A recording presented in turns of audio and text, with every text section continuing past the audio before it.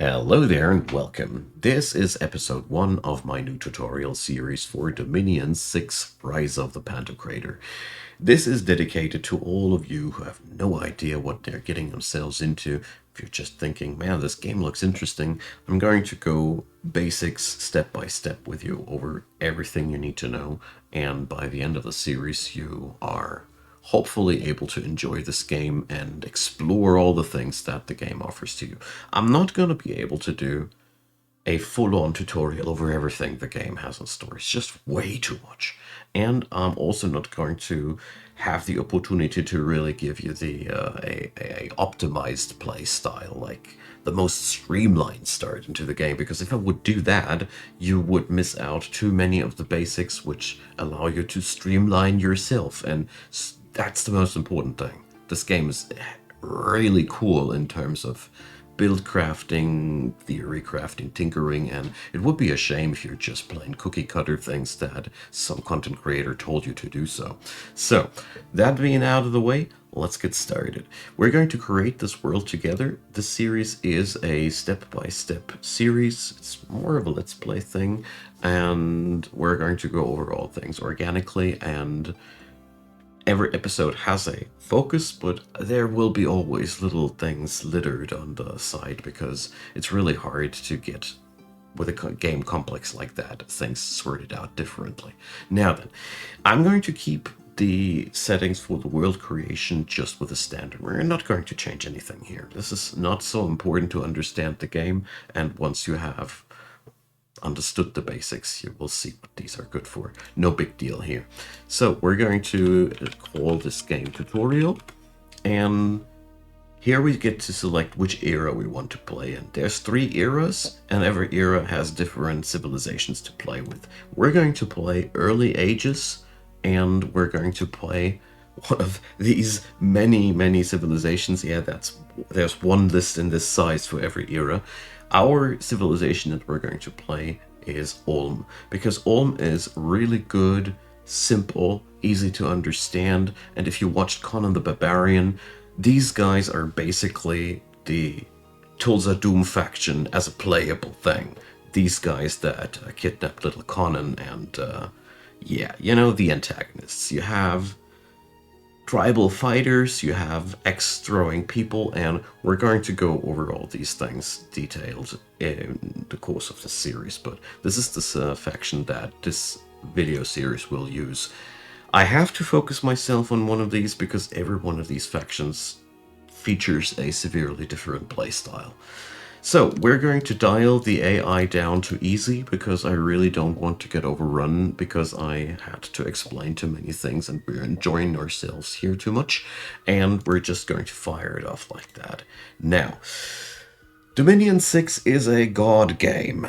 You are playing the one god that wants to rise to the top, and you have to destroy the other gods who think the same, because the big fat Pantokrator god is gone, and now we're fighting who's going to be the cream of the crop. Here on this screen we create the god frame for our run. So our god is going to be a playable entity in this game. Here you see its avatar, and if you click it, you get a full-on list with all the different avatars you can play. Each of these has different functions, each of these has a different role that it can play. We can play dragons, mages, stone statue, obviously. We're going to play the Keeper of the Bridge.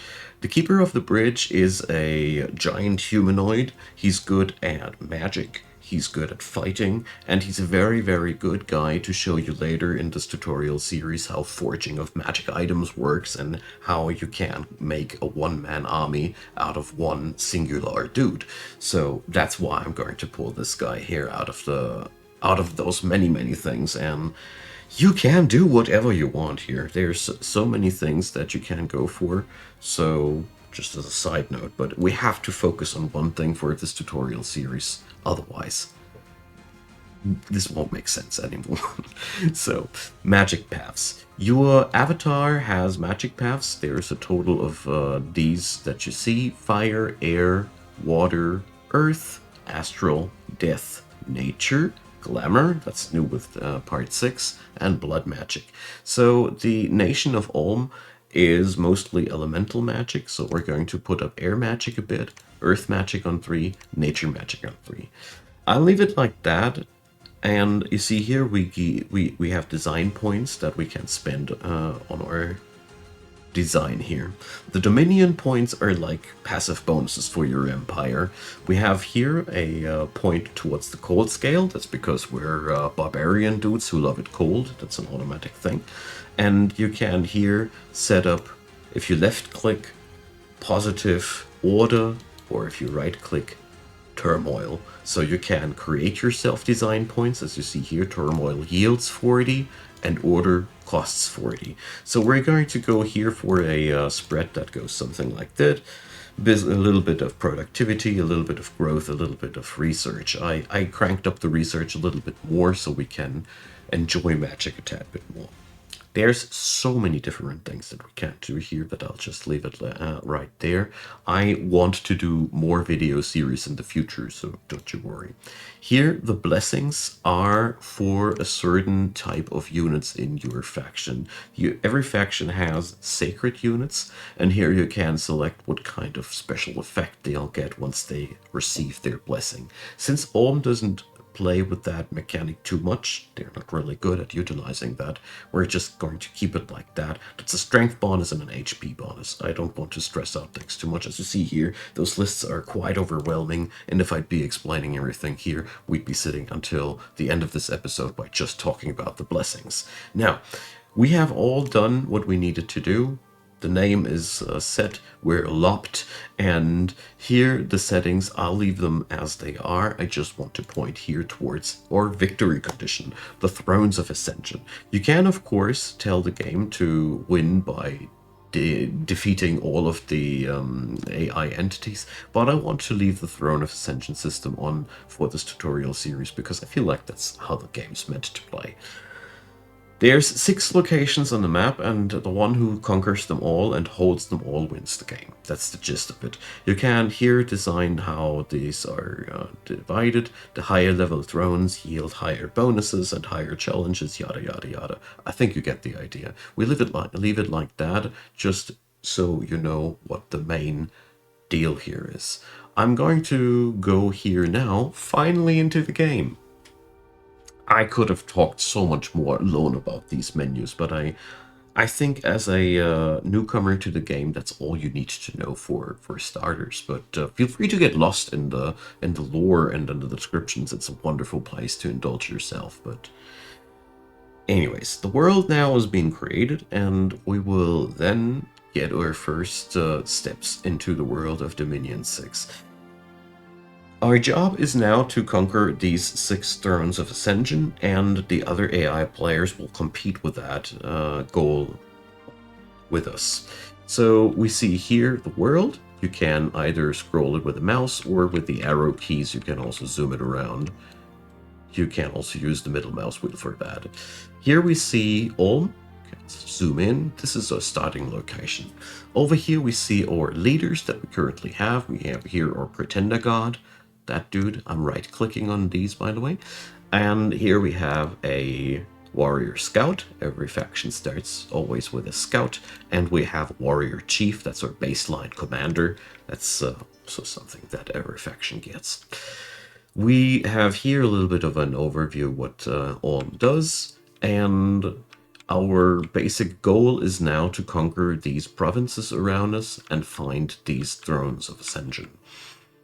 We can recruit troops by clicking on this little house icon or pressing R, and it's always referring to the blinky thing that's currently on. When we later have other provinces, whenever you press R, it's always referring to the flag that's currently blinking like that. So here we see the units that we can recruit. Here a quick overview about your roster with this with this faction. You have archers. That's pretty straightforward. Let me right click into here. Tons of different data. Other episode I will go deeper into all this, but I want to summarize real quick. Here we see the gear. That gives you an idea about how they attack. And you also see what kind of armor they wear. That's all we need to know for now. We have archers. We have fighters that can throw axes during combat, and we have a different flavor of fighters that's dual wielding weapons. Ulm has that kind of infantry. They have semi-ranged dudes and dual-wielding dudes. The next section here, Forest Warriors, are basically the elite version of the axe-throwing dudes, and the Mountain Warrior is the elite version of the dual-wielding dude. There's a little bit more finesse in that. As you see here, there's also special abilities of these, but I don't want to swamp you with too many information bits at once. Back here we have shield maidens, so the women of the faction of Ulm get the short swords and the shields. They are literally the only shield units you got, the only people that don't keel over when they get attacked by arrows, so that's really nice to know. They have also a upgraded version, but these ladies are dual wielding. And then we have Iron Warriors. These guys are two-handed fighters. That's your elite two-handed fighter frame. And Steel Warriors, that's your holy two-handed fighter frame. So that's a lot of information at once. We're going to get accustomed to that over the course of the series, but that's the roster that we're going to use. Up here we have our commanders. We already met the Warrior Scout and the Warrior Chief. We have the Warrior Smith. These guys are our baseline mages. They are good at forging items, and they always have earth magic at their disposal. And as we see here, they have a chance to learn either fire, air, water, or more earth magic on top of that. Every spellcaster commander that you recruit is therefore pretty unique in terms of what they can cast. There's the Shaman, who's your next spellcaster, who's versed in death and nature magic, unlike the Forge dude. And then we got the Antlered Shaman, which is our elite magic commander, which boasts really high magic values and is our high-end caster of swords. Each one of these mages has also a research ability, as you see here, with different numbers behind it. It's those little books, and that depicts how much research points they will crank out per turn if you deploy them for that task. For our very first turn, though, we're going to recruit one warrior chief by just left-clicking him, and we're going to recruit ourselves a couple of forest warriors. That's the elite axe-throwing guys. A couple of mountain warriors. That's the elite dual-wielding guys. I am not picking up any of the lower tier units here right now, because we don't need to focus on speed too hard since we are playing on an easy playthrough. Basically, you would want these lower guys if you had time burning under your fingers to bring a volume into your army, which will die off quite fast, because a warrior here has a leather armor, the mountain warrior has a scale mail hauberk. That is quite the difference on the battlefield. But that is what we're working with for now. We click repeat recruitment, so we can at least make sure that we're going to recruit in the capital. And down here you see gold and these things, and I want to show you what happens when we take these out. You see these numbers go up. I want to show it one more time. 1, 2, 3, 4, 5. As you see here, these go down. These are your per turn resources that you got available. Right now, we have more recruitment points than we got resources to spend. So there is quite often an inequality with these. Commanders cost commander points, and holy units cost holy points. But more about that on another occasion. Okay, we have our recruitment done. Or baseline dudes here, when we click army setup, looks like this. So we got here a display of what our warrior chief is currently commanding. Here we have a full-on roster of archers, 20 of them, and another roster of melee dudes, 15 of them.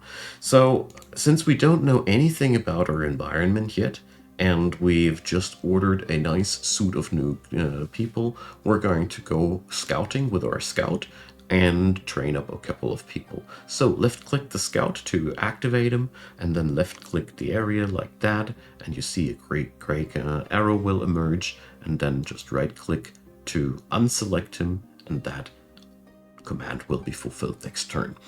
Okay, so one more thing that we're going to do. I'm left clicking my commander here and pressing the spacebar. So this opens up their interaction menu. This is all the cool things that they can do here. We're going to start and call our first chieftain dude or prophet. This turns them into a powerful sacred unit. Probably not the smartest idea to do that with your first best unit, but for the sake of the tutorial, it's a very good thing to do with your very first turn, and it turns this guy into a priest that we otherwise couldn't fetch up, so I can show you the blessing and the priestly magic with that guy. Our pretender god, we left clicking now too, press spacebar, and I send him for one turn researching. As you can see, mages have a lot of more options. We're going to go over these later in detail. So research is on. Research, you can press F5 or this button here, and here we see all the things that we can research. That's all different schools of magic, and when we right click it, you get a very overwhelming list of spells that you will unlock. Just press escape for now, log in enchantment level 3, because enchantment is the magic that you can use to enhance your troops. We're going to work with that first, and I'm going to explain this slice by slice. Don't you worry, we're going to go through this, and it's a lot of fun actually once you are done with being overwhelmed. The enchantment school will allow our mages to power up our frontliners with extra damage, or backliners with extra precision and extra damage on their arrows, so really good stuff. Now, we have now done everything we can do for now. I'm going to explain more about the details of this province in another episode. For today, we're going to click over here in the corner on end turn, or you can press the E button. There we go. So the first turn is being processed, and we get our new news, a proclamation from Ulm. So that's every player can see now that we have a prophet. We will see that when the AI players do that as well. And we have now a message that the other thrones are now known. As you see here, whoops, that's a little bit too far. We now know the whereabouts of the other thrones, so player knowledge is out there. So we are in neighborhood of one of these. Good. So one turn later, we can now see the units around us. So our starting location is a little bit of a ungrateful one, not gonna lie, but here right next to us is a province that we can easily take. Every starting location is a little bit different, and I want to emphasize that in Dominion 6 also water regions are 100% playable, and there's even underwater nations. So we definitely will be capable of taking over this area. Down here you see 170 units, and it's barbarians. As a rule of thumb, barbarians are the worst. When you start out, they really hit like a truck, and they are basically very comparable to the faction that we play. Ulm is a good beginner faction because they're very straight up in your face and very good at dealing a lot of damage on close quarters. So, next step, we need to arrange our armies because currently this is not really working out too well. So as you see here, we have these two regiments, and first thing that I want to do, I want to show you how you can transfer units from one place to another. So these are the troops that we trained last time, and if you left click one of these, he's highlighted, and if we now left click over there, we're going to put him in there. You can also do this reversal.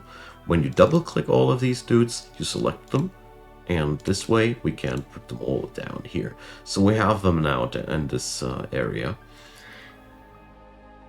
Dominion 6 Combat is a auto battler. So we script up the commands and their formation, and then we let them loose in combat and hope that they will win, basically. So that means we should clock in some commands for these guys, because if we go out like that, we're going to sink like a leaky dinghy. So our archers, let's click set battle orders, go with hold and fire, and we're going to go for firing on the closest enemy. Not the perfect choice, but it's good enough for status. Hold and fire lets them stand still for a moment before they go firing. This is important because buff mages have so opportunity to apply buffs before your units will scatter around. Our frontliners, we go for hold and fire as well. and also closest enemy. We do this here, not hold and attack, because we have a lot of X throwing dudes that will move up to the front of the enemy and then start flinging their axes into their faces. This is why fire closest. So that works out pretty good. Hold is also here again important, so our buff mages can apply buffs on these guys. So that's a good start. Our commander's orders are here. We want him to cast specific spells. So mages have a very have a bit more configuration options. We're going to tell him to chain smite because that's a pretty good thing. So cast specific spell. We put that into a repetition, just like that. And when you see here, I cannot put any further commands in. I can only script 5 spells that the person will do, and that's that. I can also tell them to bless the units and all those things. We're going to go for a couple of blessings and then for smitings. Let's do this like that. And here we define now their general behavior after that script is through. So cast spells sounds good. Let's keep going. Our pretender god has the same procedure. Here he has way different spells to go. We're going to go here for Strength of Giants a couple of times to apply some extra oomph onto our melee dudes. And then we're going to use True Shot, that's a precision buff for our archers. Don't worry, it'll all grow accustomed over time. That's why I stick to this one faction, to give you a good overview about the things that you can do. Sometimes you don't start with these spells. You don't automatically start always with the same schools. But in general, that's what we're doing here. I'm also configuring cast spells because I don't want my dude to go unnecessarily in danger. We're almost there. We can almost go to battle. There's only one more thing that we're missing, and that's our formation. When we click in here, we can define the formation of our squad. So we don't want to be just clumped all one on one spot. That is really bad. This is just the worst. We're going to go for a very, very baseline thing. So up here you can bring up several forms of formation. We're using double line, and then I'm right clicking next to move my archers somewhere else. Then we're going to either left click this box here, can also select the next blob right there, or you exit and you select the next blob right here. We transform our melee dudes also into a double line formation that stands in front of all archers and gives them some cover. Now, same goes now for the commanders. I'm going to put these in the back line so they can do safely their buffing from that point on. And this guy, Zarus, is going to be used later. He's not useful or important right now. I think we could be already capable of overrunning these guys, but since we're just starting out and we want to be sure about it, we're just going to rack up new troops here. I think it would be safe to attack these guys at that point, but there's one thing to keep in your mind. If your attack is especially overwhelming, the lower your own losses will be, and that is always a good thing. So, we got our combat commander. I only want one of these guys. I want now start recruiting mages. We're going to get started with warrior smith. These are good researchers and artifact crafters. Now we fill up our pool with new dudes. I'm going to fill up forest warriors until my resources don't allow me to pick up more, and that's that. Okay, so we end another turn. And now we got a new turn. So army setup, we're double clicking the forest warriors and putting them down here, the mountain warriors. And now we have a grand total of 54 soldiers down here. That's looking way better. So we're now numbers wise overwhelming them. That's giving me a good feeling. Okay, our new forage guy, we could now either bring him with the army and have a new buff mage, but I'm pressing here again the space bar and I'm assigning him to the research. So we're going to go for the recruitments for the next turn. Here I'm going to recruit next one of my big guns. The Antlet Shaman costs 4 commander points and brings us into a minus. This only means that he takes 2 turns to be recruited, that's all. So I want to have this guy because he will be useful for the next episode, and I'll leave it like that for now. We don't need to know more about that for now. Okay, let's go to war. So I select my dude that has the armies, hold down left control, and left click this guy. And now we created a connection between these. This one is also remembered by the game. If you, whoopsie, you stay here. If you now click other dudes and re-click them as you see, it sticks like that. Okay, left click now over here to White Peaks, and that's all we need to do for now. Our research is running in the background now that we have a researcher, and we're still recruiting now, next turn, new fresh troops. Troops cannot travel alone, and Zarus will later on help us with that problem to move those troops. Okay, let's watch your first battle. We deserve one. So there was a battle in White Peaks. You can watch the battle, and if you click in here, you get an overview how it went. But I want to watch it with you together, what's happening here. Okay, so the very first thing that we're going to do, we're going to click over there, we show our grid, and we go for the detailed battle log. You can also go for team colored squares. I find that quite nice for sake of overview. So I'm slowing down this a little bit. Arrow keys to navigate around here again, and mouse wheel to zoom in. So our commanders now cast their spells, and we move now over to the enemy side, and we see now the enemy has heavy infantry. I can right click them to see their details. Currently, I don't want to talk too much about those details. And they got slingers. So that's that. And back there is the enemy commanders. The enemy also has commanders like us. Now, let's move there. So our buff mages have applied their buffs, and you see now they move forward. That is why we applied a hold command, so our buffs have a chance to hit as many people as possible, because if you don't do that, they run away. Our archers just took down a couple of the slingers. Our melee dudes are rushing forward. Friendly fire is a thing in this game, so your troops will also be hit by your own dudes. You cannot avoid that. And here goes the Axe Inferno. These guys are heavy infantry. They wear shields. Therefore, they are less vulnerable against or axe shenanigans than other guys. Low armor dudes are very, very vulnerable against those thrown axes. And you see here, 1 or 2 of our guys are being hit by our own axes. We have only 2 shots of axes before these guys go in close combat, and now we can speed it up. And as you can see here, we're slowly milling them away now. Heavy infantry is among the worst contenders early on, but they are not really terribly hard to beat.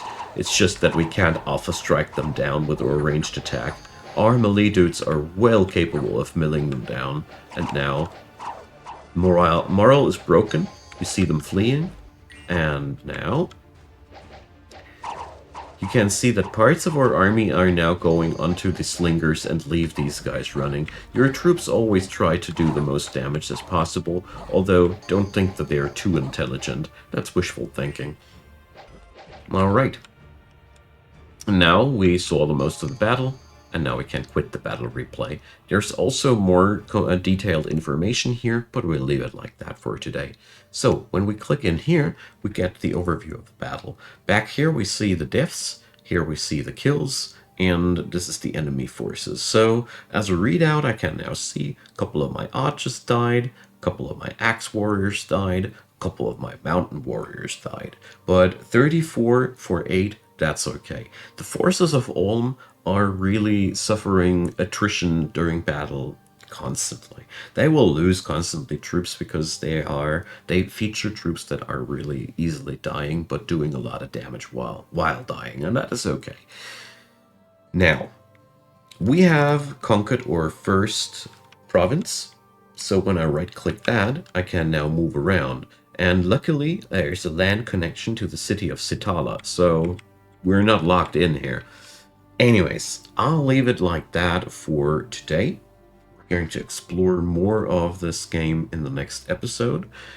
And I hope you enjoyed the beginning. I feel want you to leave some comments, questions, whatever. I really want to talk about this. If you feel like there's things unclear, I'm all here.